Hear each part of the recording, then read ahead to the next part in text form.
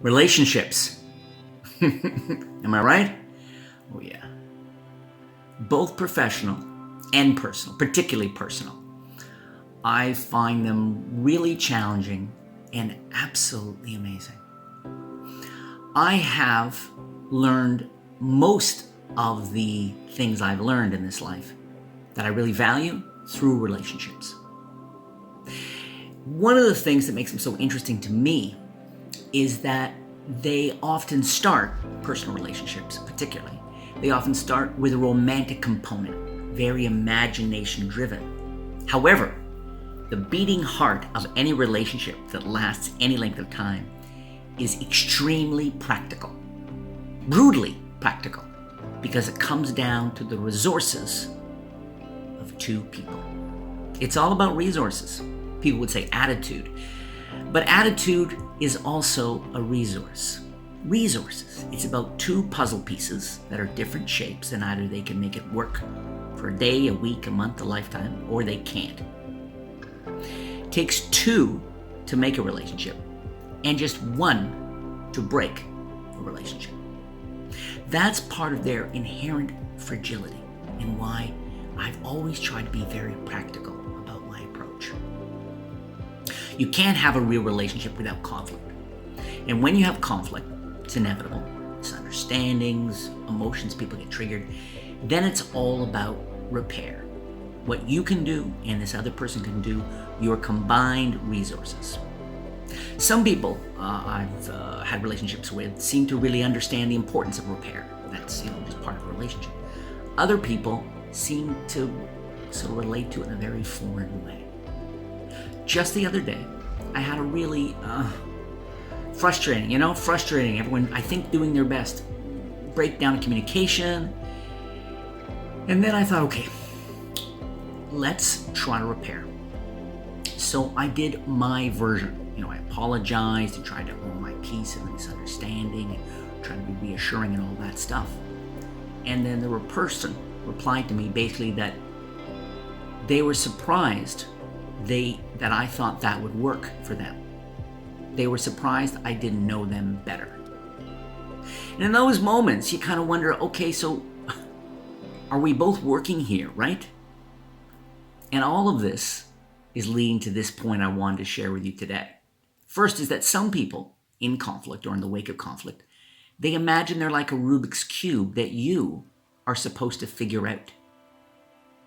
They're so in touch with their own frustration and hurt that the notion of yours is almost a mystery to them. It doesn't really occur to them, especially given the idea that yours, if you do have some on your end, there's no way it could be as much or as valid or make as much sense as theirs. There's this primary disconnect. And that's really challenging. And so what I did is I sort of waited around for a bit and was waiting to sort of reconnect with this person.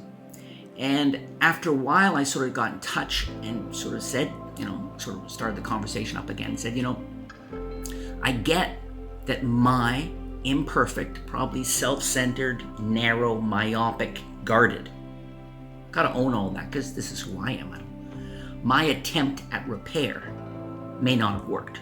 Okay, my attempt at repair and smoothing things over may well have been a misfire, a misfit. Fair enough, no blame, no shame. What was your version? Now, you ask someone that at the wrong time and place, and it's just going to sound like another attack. Fair enough. But I'm mentioning this to you today because I want to encourage you to own what you can, to be mindful of how important it is to make an attempt at repair. Very important, okay?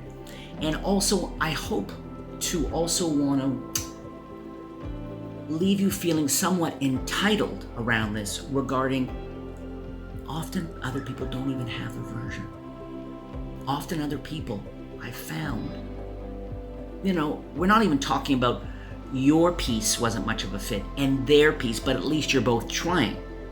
We're talking about, and you know what I mean, situations where you're left with a distinct feeling that the other person isn't even trying to repair. Conflict's one thing, inevitable in a relationship, but if you ever find yourself with someone, business or personal, who doesn't have their version and isn't able to see it and own it, their version with its limits of repair style, that is a ticking time bomb, right?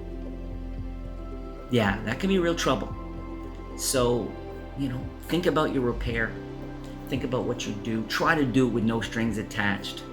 Try to do it in a way that is as unguarded as possible. When we offer apologies and we try to make amends or smooth things over, it's complicated, but it only becomes more complicated if we can't do it. One of the things that sets me free when it comes to apologies and smooth things over is that I know I need to focus on not on how the other person will respond or trying to control, manipulate, persuade. What I need to do is I need to do a deep dive into me and find the most positive, most real, strongest thing I can offer that takes responsibility, right?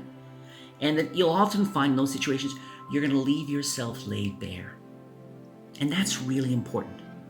People will feel that or they won't, but the great thing about doing it in a way that's total for yourself is you're going to be in a better position to then accept they did what they did, they responded how they did, you brought your A game. We can't control other people, particularly in conflict, okay? What we can do is try our best, and we can't even guarantee this, right? That's why we need all our focus on our A game when it comes to apologizing, repairing, and all that kind of thing. It also means the waters are left clean, less confused, for when in the wake of all this, you need to look back at the other person's response and not judge it as good or bad, wrong or right. Because like I said at the beginning, relationships are extremely pragmatic. At the end of the day, it comes down to resources, and you need to have as clear a view of what the other person is bringing to the table. You need that for you, and the clearer you see that, better for them too. So if you don't get into sort of triggering and reacting and trying to, offer an apology from underneath a steel door, from the crack underneath, if you don't get caught up on those kinds of games, you can really make it easy for everybody, keep things clean and clear. Good luck with it. You and I both know relationships are not easy. The way I see it, each of us holds one important piece to the puzzle, and none of us have quite the same piece. So please leave a comment down below. Share your insights, share your perspective.